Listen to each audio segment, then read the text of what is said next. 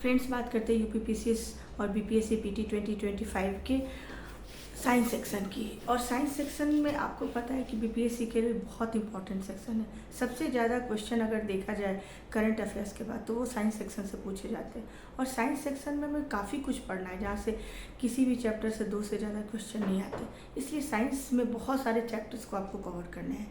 और सिर्फ ये बीपीएससी या यूपीपीसीएस के पीटी के लिए ज़रूरी नहीं है, और भी जितने पीसीएस या फिर यूपीएससी के प्रिपरेशन के लिए भी उतने ही ज़रूरी है। तो मैंने एक लिस्ट तैयार की है और थोड़ा ये वीडियो लंबा हो सकता है, तो प्लीज़ आप लोग अच्छे से इसे देखें, उसके अकॉर्डिंग आप उसे तैयार करें। और मुझे जहाँ तक लगता है 90% 95% क्वेश्चन इन्हीं सेक्शन से पूछा जाता है।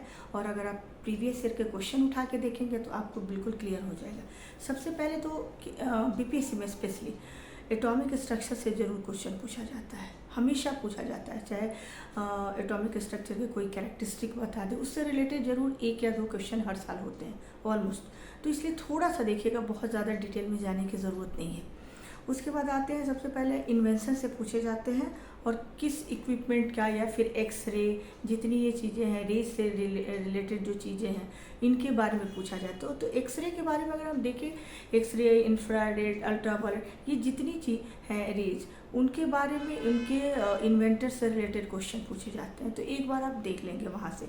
उसके बाद पूछे जाते हैं आपको हीट के जितने ट्रांसफ़र मीडियम्स हैं उसके बारे में ज़रूर क्वेश्चन पूछे जाते हैं। रेडिएशन हो गया, कन्वेंशन हो गया, जितनी आप उसको 4 होता है उसे अच्छे से एक बार डिटेल में देख लें। इस चैप्टर को बहुत डिटेल में और अच्छे से देखेंगे, क्योंकि हमेशा हर एग्ज़ाम में ये क्वेश्चन पूछा जाता है। कोई ऐसा एग्ज़ाम नहीं है जहाँ से इस सेक्शन से क्वेश्चन नहीं आता है। उसके बाद चलते हैं, सबसे पहले ह्यूमन एनाटॉमी में आते हैं। ह्यूमन एनाटॉमी में बहुत सारी चीज़ें आ जाती है, ह्यूमन से रिलेटेड चीज़ें, जिसमें सबसे ज़्यादा जो क्वेश्चन पूछे जाते हैं वो पूछे जाते हैं डिजीज़ से रिलेटेड और उनके वेक्टर से रिलेटेड क्वेश्चन हमेशा।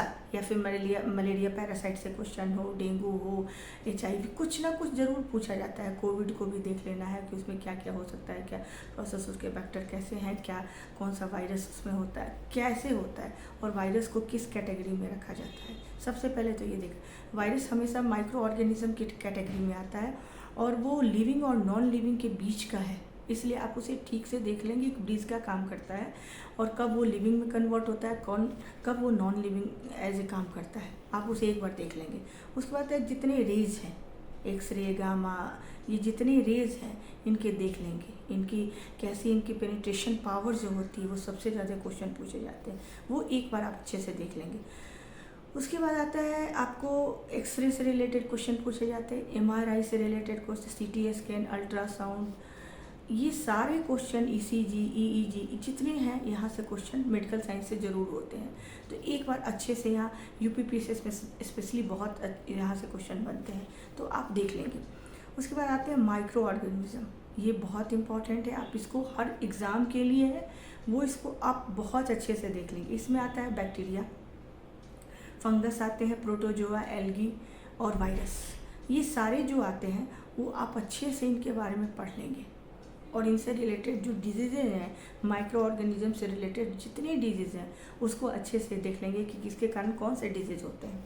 अब आते हैं न्यूट्रिशन पे। सबसे पहले न्यूट्रिशन बहुत इंपॉर्टेंट है, जिसके हमेशा पूछे जाते हैं, या protein, fat, carbohydrate, starch, minerals, इन सब से क्वेश्चन हमेशा पूछे जाते हैं, हर एग्ज़ाम में क्वेश्चन रहते हैं, कहीं ना कहीं से पूछा जाएगा।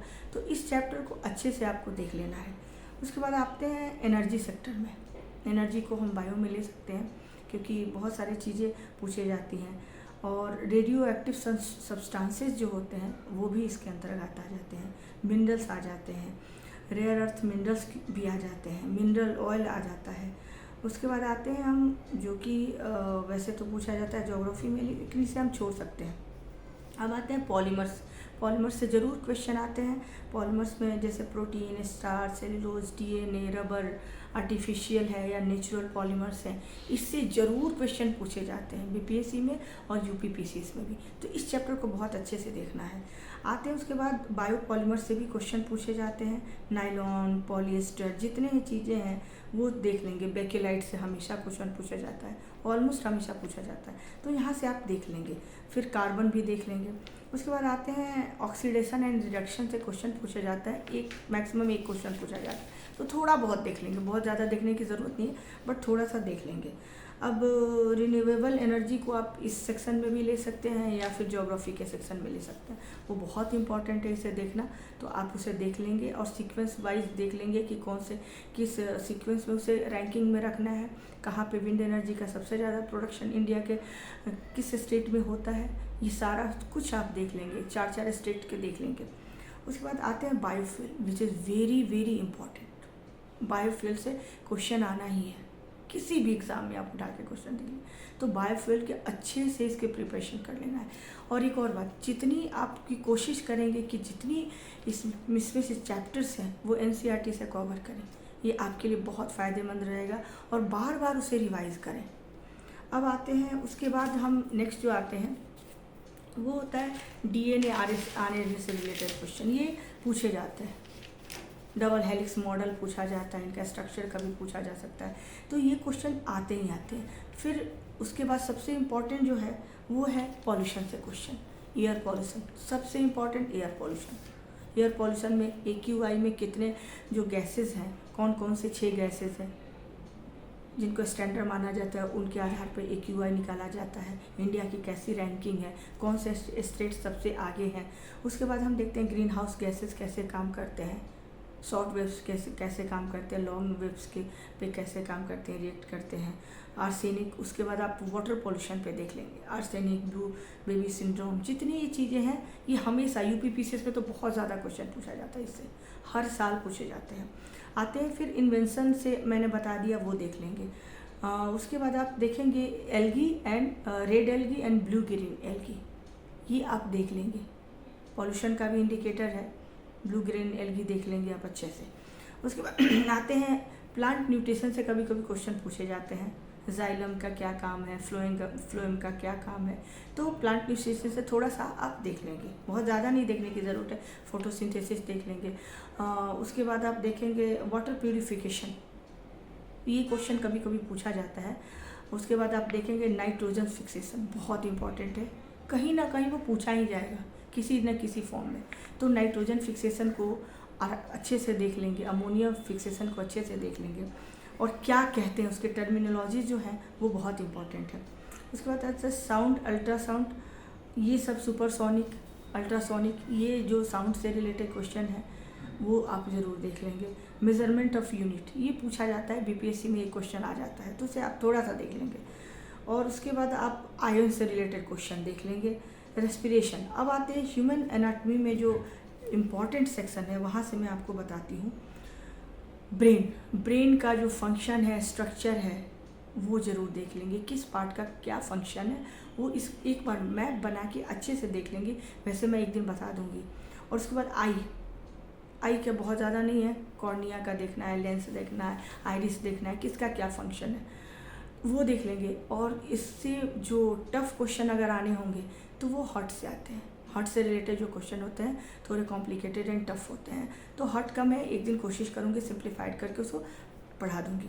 उसके बाद आते हैं जो इंजाइम से रिलेटेड क्वेश्चन हर साल आते हैं, डाइजेस्टिव सिस्टम स्पेशली, सिर्फ इंजाइम नहीं कहेंगे, डाइजेस्टिव सिस्टम की बात करेंगे तो वहाँ से क्वेश्चन पूछे जाते हैं। हर जैसे लीवर से क्वेश्चन पूछे जाते हैं, स्मॉल इंटेस्टाइन, लार्ज इंटेस्टाइन का क्या काम है, स्टमक का क्या काम है, वहाँ से कौन सी हाइड्रोक्लोरिक एसिड निकलता है उसका है, सलाइवा से कौन सा इंजाइम निकलता है, टाइलिन निकलता है, उसको आप देख लेंगे। इन सारे फंक्शन को देख लेंगे, किडनी देख लेंगे। और उसके बाद एक और चैप्टर बचता है एंडोक्राइनोलॉजी।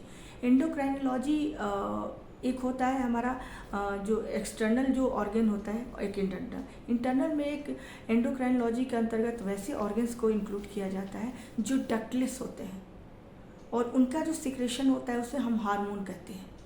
तो जो हार्मोन का सिक्रेशन है उनके आप देख लेंगे, थायराइड से कौन सा होता है, किडनी के पास एड्रिनल से कौन सा होता है, पिट्यूटरी ग्लैंड से कौन सा होता है, ये आप एक बार देख लेंगे।